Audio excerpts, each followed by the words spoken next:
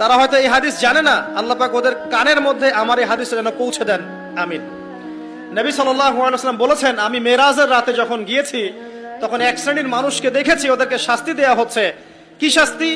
জাহান্নামীদের রক্ত এবং পুঁজ ওদেরকে খেতে দেয়া হচ্ছে।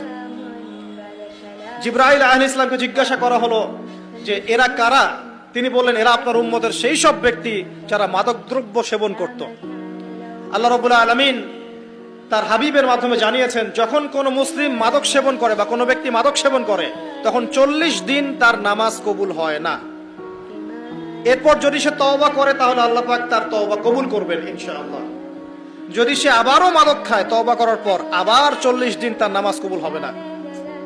যদি সে আবার তওবা করে আল্লাহ পাক আবার তাকে মাফ করে দিবেন। যদি সে আবারও মাদক খায়, আবার 40 দিন তার নামাজ কবুল হবে না। তারপর যদি আবার তওবা করে, আবার আল্লাহ তাকে মাফ করে দিবেন।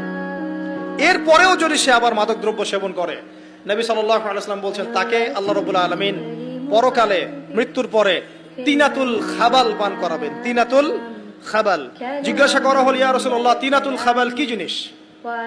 নবী সাল্লাল্লাহু আলাইহি ওয়াসাল্লাম উত্তর দিচ্ছেন, এটা হচ্ছে জাহান্নামীদের রক্ত, মাংস, এগুলো পুড়ে পচে যে রসটা বের হবে, এটা হচ্ছে তিনাতুল খাবাল।